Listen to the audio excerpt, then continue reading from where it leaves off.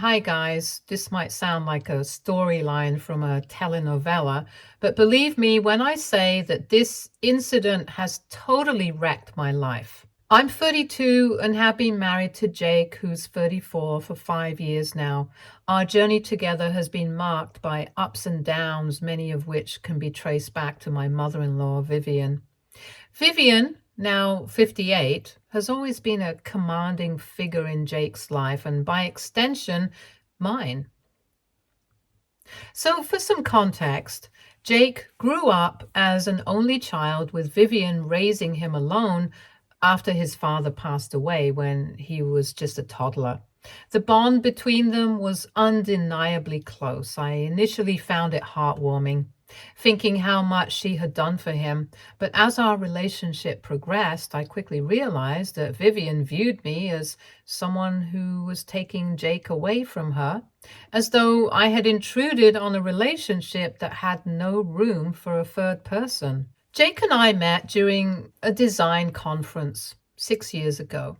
We were from completely different worlds. He was already deep in the hospitality industry, managing luxury hotels under his mother's brand, while I was a self-made graphic designer, freelancing for startups and local businesses.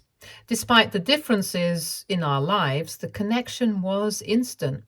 Jake admired my creativity, my independence, and the fact that I had carved my own path without leaning on anyone. I was drawn to his grounded nature and the way he carried a sense of responsibility that seemed almost too heavy for someone his age. Vivian's reaction to our relationship was complicated from the start. Initially, she was polite, though distant, as if assessing whether I fit into her world. Over time, that distance turned into a subtle coldness. I could feel the unspoken tension in every interaction with her. She never said anything outright, but her attitude towards me made it clear. I wasn't good enough for her son.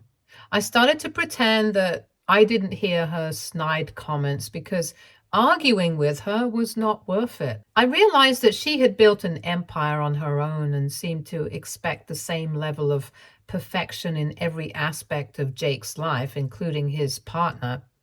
It hurt, especially because I had always admired her strength and what she had accomplished.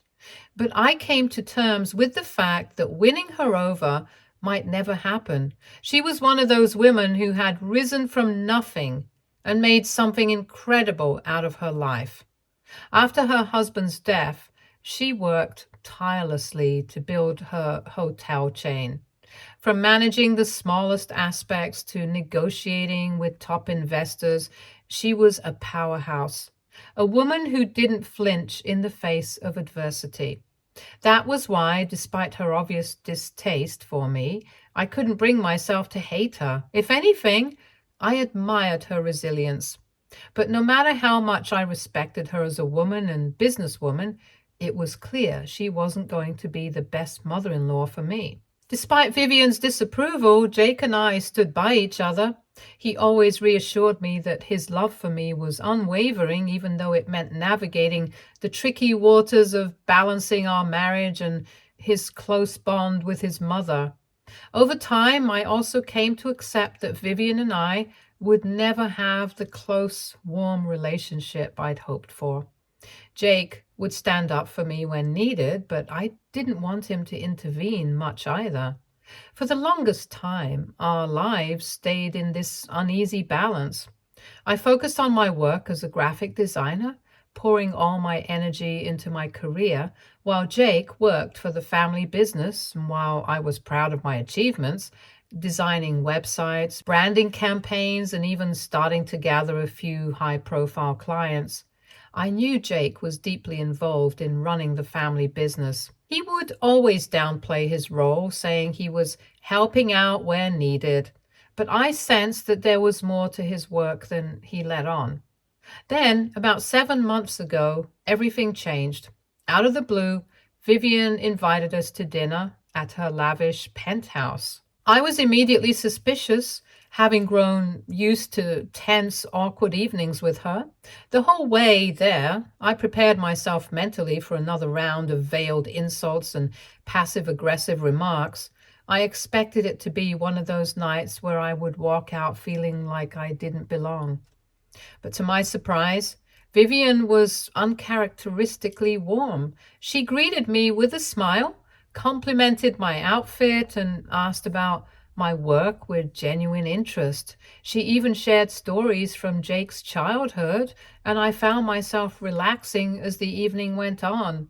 I thought maybe, just maybe, things were starting to shift between us.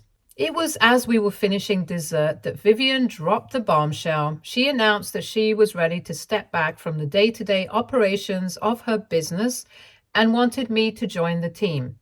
She praised my design skills, saying the hotel chain could use a fresh, modern touch, especially with rebranding efforts and marketing. I was floored. After years of feeling like an outsider in her world, I was finally being welcomed into the fold and couldn't have been more excited about it. Jake seemed just as surprised, though he was clearly pleased. He squeezed my hand, encouraging me to say yes. Before I knew it, I had accepted her offer, though I barely processed what I was agreeing to. It felt like a dream, an opportunity to not only bond with Vivian, but also work alongside my husband and contribute to something greater than myself. The following weeks were a whirlwind. I was thrown into the business world, attending meetings, signing papers, and being introduced to key staff members and clients. I had to learn the hotel industry from the ground up, and I threw myself into it wholeheartedly. For the first time, it felt like I was really part of the family legacy, something larger than my design career. During this time, I discovered just how involved Jake was. He wasn't just helping out. He was essentially running the entire operation. Vivian had been grooming him to take over for years, and he was deeply respected by everyone in the community. It amazed me that he had kept this from me for so long, downplaying his role. When I confronted him about it, he told me he didn't want me to feel overshadowed or pressured to give up my career. I was hurt that he hadn't been fully honest, but I also understood why he did it. His intentions were good. Once I got settled, I took charge of rebranding efforts, working on new marketing strategies, and even overseeing a renovation of one of the older hotels. The workload was immense, but I thrived on it. For the first time in years, I felt like I was part of something much bigger. To my shock, Vivian was pleased with my work and often praised my contributions in front of the board. It felt like I was finally being accepted. But then, 6 months into the job, everything came crashing down. I remember the night clearly. I was working late in the office, finishing a presentation for a potential investor. When Vivian barged into my office, her face was twisted in anger and she was clutching a thick folder of documents. Without a word, she dumped the papers on my desk, bank statements, transfer records, forged signatures spilled out in front of me. Vivian accused me of embezzling funds from the company. She said I had been siphoning money into a secret account and was using my position to rob the family blind. I was speechless. I hadn't done anything wrong, but the evidence in front of me was damning.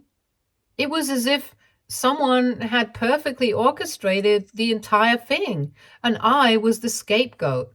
Vivian didn't give me a chance to defend myself. She told me she had already contacted her lawyers and was pressing fraud charges. Jake arrived just as she stormed out. When I showed him the documents, he was as shocked as I was. He promised we'd figure it out together, but I could already see the seeds of doubt in his eyes. How could he not question things when the evidence looked so incriminating? That was 3 days ago, and since then, our lives have been thrown into chaos. I've been suspended from my role at the company pending the investigation. Legal fees are mounting, and Jake and I have spent every waking moment combing through records trying to make sense of it all. None of it adds up. I have no idea where this so-called evidence came from, and it feels like we're walking through a nightmare. Jake is torn between his loyalty to me and the lifetime of trust he's had with his mother. I can see the strain on his face, and though he says he believes me, I can feel the weight of uncertainty pulling him apart. I'm lost, confused and deeply betrayed. Was this Vivian's plan all along? Did she set me up to fall from the very beginning? Or was this somebody else's doing? Why would she go to such lengths to destroy me? I thought we were finally building something together, both in our relationship and the business. Now, everything is falling apart, and I don't know how to fix it. Am I the bad guy here? Did I do something wrong without realizing it?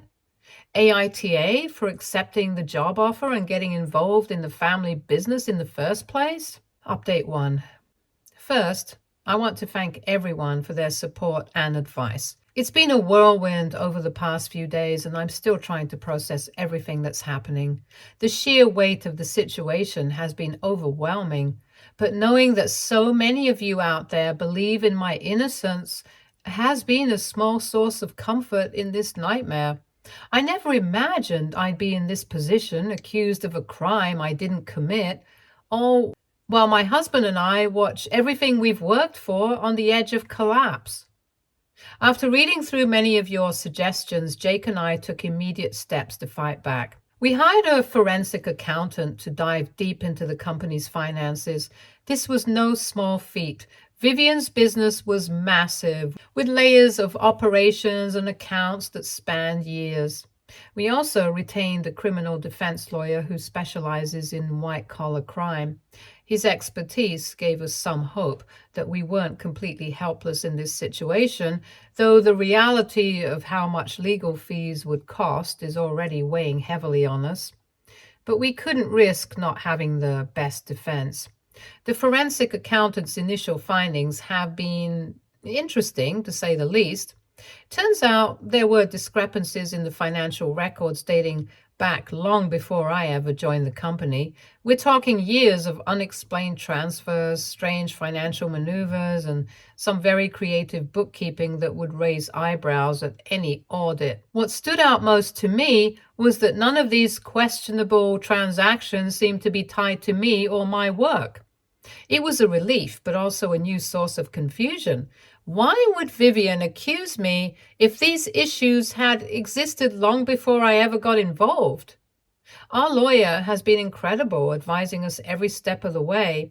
He urged us to gather all documentation related to my work, emails, project files, meeting notes, you name it.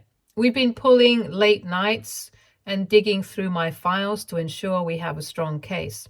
It's exhausting, mentally and physically, but at least I feel like we're finally doing something rather than just waiting for the next hit. Jake has been a rock throughout all of this, even though I can see the strain in his eyes. He's been in contact with some of the longtime employees and board members, trying to gather more information about the company's financial practices.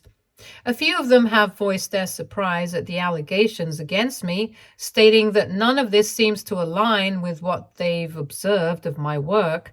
Some even admitted that they had noticed oddities in the company's finances themselves, but had brushed them off, assuming Vivian had everything under control.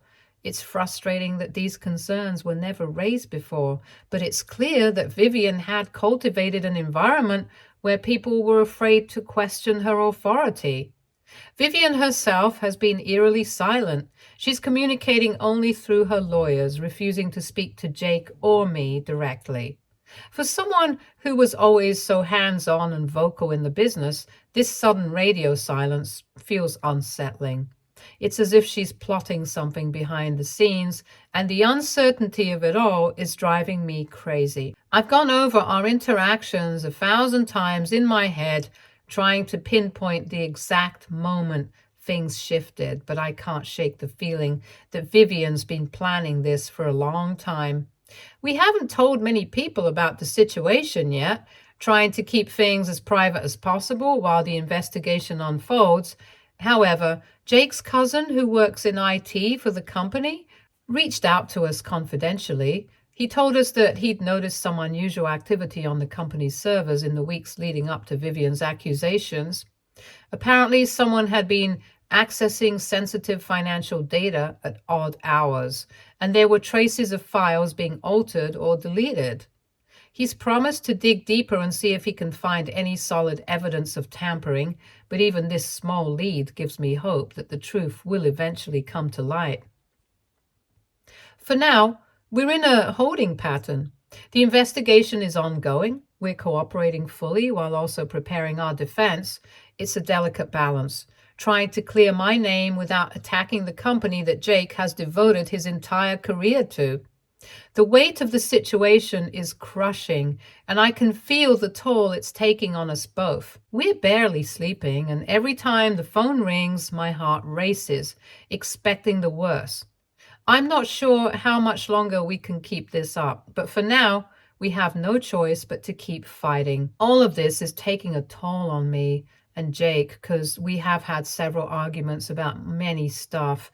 I know it has been hard on Jake, but as soon as we get some sort of a grasp on this situation, I plan on discussing everything with Jake and making a few things clear.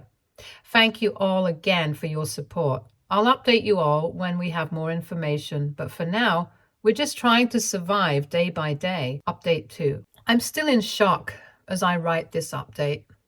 The last 24 hours have been absolutely insane, and I'm not sure I've fully processed everything that's happened.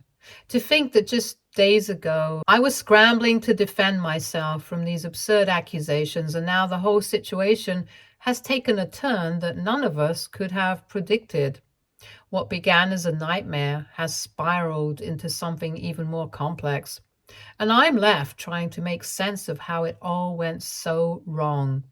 Yesterday morning, Jake's cousin, the IT guy who had been helping us in secret, called us in a panic. He said he had discovered something big, something that couldn't wait.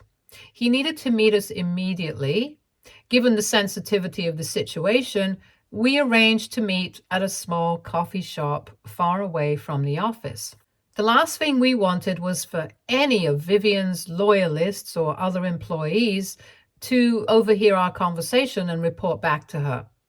As we drove there, I felt a knot of dread tighten in my chest. What could he have possibly found that had him so worked up? When we sat down, he wasted no time getting to the point. With a laptop in front of him, he quickly began showing us a series of files and logs he had retrieved from the company's servers, and that's when the bombshell dropped. He had uncovered evidence of a sophisticated hacking attempt on the company's financial systems. It wasn't just a minor breach. This was a well-coordinated effort to systematically alter records, create false trails, and manipulate the financial data in a way that pointed the finger directly at me.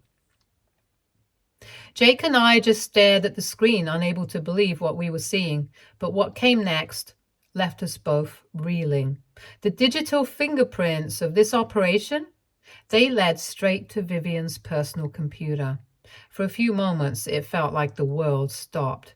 Jake was in denial at first, saying there had to be some mistake. But his cousin, patient and methodical, continued walking us through the evidence. There were login timestamps, IP addresses, digital signatures that all traced back to Vivian. As the reality of it began to sink in, the color drained from Jake's face. This wasn't just a misunderstanding or some clerical error. This was a deliberate, calculated attempt to frame me for crimes I didn't commit. We were still sitting there, stunned and trying to process this revelation, when Jake's phone rang. It was the police. We were preparing ourselves to give proof and all the evidence that we had just come across. But when Jake hung up, he turned to me with an expression of pure disbelief. The cops had arrested Vivian. I was in shock. Apparently, the forensic accountant we had hired wasn't the only one who had noticed the irregularities in the company's finances. It turns out that law enforcement had been investigating Vivian for months on suspicion of tax evasion and fraud. We had no idea. The police had been quietly building a case against her, and now, with the mounting evidence from both our accountant and Jake's cousin, they had enough to make an arrest. When we arrived at the station, we were met by a detective who gave us the full picture. They explained that when they confronted Vivian with their evidence, she had broken down and confessed to everything. It was as if, at that moment, the weight of all her lies finally came crashing down on her. Not only had she been embezzling from the company for years, but she had also orchestrated this entire scheme to frame me in a desperate attempt to cover her own crimes. Her motive? It was a twisted combination of fear, greed, and jealousy. Vivian had been siphoning money from the company to fund a lavish lifestyle that included everything from expensive trips and luxury cars to a gambling addiction that no one, not even Jake, had known about. As the wall started closing in on her, she panicked. She saw me as an easy target, a newcomer who didn't take the fall and distract from her own financial misdeeds. The fact that she already didn't like me was just a cherry on top for her. She thought that by framing me, she could not only protect herself, but also drive a wedge between Jake and me, ultimately bringing her son back under her influence. I was numb.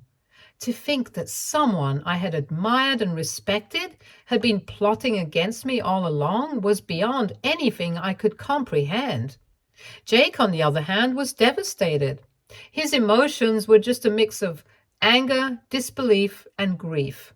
The mother he had spent his entire life looking up to, the business he had been so proud to be a part of, it was all built on lies. He kept asking himself how he could have missed the signs, how he could have been so blind to her deceit. But there were no easy answers. Vivian had hidden her true self behind a mask of success and authority for so long that even her own son hadn't seen it coming. The lawsuit against me was dropped immediately, and the police officially cleared me of all charges. I should have felt relieved, but instead I was left with a deep sense of exhaustion and emotional turmoil. The company's reputation was now in tatters, and Jake and I were scrambling to reassure investors, clients, and employees that we could pick up the pieces. It felt like the ground had shifted beneath us, and we were struggling to find our footing. Jake was named interim CEO, a position he had always hoped to earn on his own merit, not as a result of his mother's downfall. We'd been working closely with the board to stabilize the business and chart a path forward, but it's clear that it's going to be a long road. Trust, once broken, is not easily rebuilt, and the damage Vivian caused extends far beyond the financials. As for Vivian herself, she's facing multiple charges, including fraud, embezzlement, and tax evasion. It's likely that she will go to prison or face some heavy penalty. Jake is torn. Part of him feels like he should visit her and try to understand how she could do something so terrible, but another part of him is so filled with anger and betrayal that he doesn't know if he can ever forgive her. I'm trying to support him the best I can, but I'd be lying if I said I wasn't still furious myself. 6 months ago, the woman who welcomed me into the family and the company with open arms had, in the end, tried to destroy everything I cared about. Jake and I have decided to take a short break, a weekend getaway to clear our heads and figure out where we go from here. There's so much to process, and I don't think either of us truly knows how to move forward yet. But for now, we have each other, and that's what matters most. Thank you all for your support throughout this nightmare. I'll post an update in a few days when things have settled a bit more, but for now, I just need to take a breath and try to piece together the life that almost slipped through my fingers. Update 3. Hi guys, how are you all? It has been such a roller coaster since my last update, and I finally feel like I have a moment to breathe and reflect on everything that's happened. The chaos that had become our lives has started to settle, and while the road ahead is still long, Jake and I are finding our footing again. After all the tension, accusations, and revelations, we desperately needed time away to process everything and figure out how to move forward. As planned, Jake and I took that weekend getaway. We rented a small cabin by a lake, no cell service, no internet, just us. It was exactly what we needed. For the first time in weeks, we could actually breathe. There were moments when we just sat on the porch, staring out at the water, not saying a word, but feeling the weight of everything lift bit by bit. Those days always helped us reconnect and process the trauma we'd been through. During one of our deeper talks, Jake opened up about everything he's dealing with regarding his mother, Vivian. He confessed that the betrayal ran much deeper than even I had imagined. One of the instances he gave me was that when we started dating, Vivian had warned him not to disclose his actual position at work to me. At the time, she apparently felt I was only with him for his money and status, an assumption she made without ever taking the time to truly know me. He also revealed that in the early days of our marriage, when I was just beginning to take a more active interest in the family business, Vivian had privately warned him that my ambition was dangerous. She implied that I might be looking to take control of the company, or at the very least, undermine her authority. Jake had dismissed her claims at the time, but now, hearing the full scope of her actions, it was clear that Vivian had been laying the groundwork for her scheme against me for years. She had always viewed me as a threat, not just to her relationship with Jake, but to her position of power within the business. Jake is angry, of course, furious at her betrayal, at the lies she spun and at the damage she caused. But beneath that anger is a deep sense of loss. He's grieving for the relationship he thought they had, for the mother he believed he knew. It's been incredibly hard for him, and I could tell he's still wrestling with the idea of whether or not he can ever truly forgive her. Jake decided to seek therapy to work through these feelings, and I fully support his decision. He's realized that the emotions he's experiencing are far too heavy to carry alone, and therapy seems like the healthiest way for him to unpack everything. As for the business, we returned from our trip to find things in better shape than we expected. I'd been so worried that while we were gone, everything would collapse, but it turns out the board of directors had really stepped up. They've been incredibly supportive, recognizing that both Jake and I were victims in this situation, not perpetrators.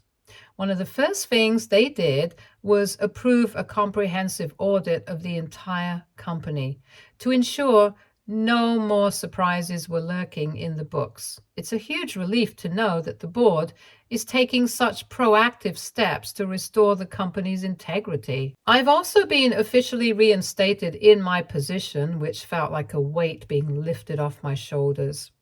Even better, the company issued a public apology for the false accusations made against me. I was nervous about how that would go over, but the response has been overwhelmingly positive. Many of our employees have reached out with messages of support, which has been incredibly heartwarming. It's reassuring to know that despite everything, the people I work with still believe in me. We held a company-wide meeting to address the situation openly. It was one of the most difficult things we've had to do, but it felt necessary. Jake took the lead, speaking passionately about the importance of integrity and transparency moving forward. He didn't sugarcoat anything, and I think the honesty resonated with the employees. It was a hard conversation, but I think it went a long way towards building trust within the company. On the legal front, things have progressed quickly. Vivian has pleaded guilty to multiple charges of fraud and embezzlement, and she's facing significant jail time. It's still surreal to think about the woman who once commanded such respect and authority in both the business world and in our personal lives is now going to prison. One thing that really struck a nerve for me happened recently when one of our close relatives visited Vivian in jail. Apparently, she was very apologetic, crying about how she never meant to hurt Jake. She went on and on about how devastated she was, that she had caused him so much pain. And I get it. Jake has suffered throughout the entire ordeal. But what about me? I was the one whose career, reputation, and marriage were on the line. I was the one Vivian tried to frame, the one whose entire life she nearly destroyed. When our relative asked her if she wanted to apologize to me, Vivian went completely silent. She just sat there, refusing to say a word. It was clear that in her mind this was all about Jake, and my pain barely registered. That hurt more than I expected it to. How can she claim to feel remorse but refuse to acknowledge the damage she did to me personally? It's safe to say that we are nowhere near reconciliation with her, and even if for some reason Jake and I decided to forgive her, it's not like the law will. The wheels of justice are in motion and there's no stopping what comes next. On a more personal note, this experience has led Jake and me to reassess our priorities.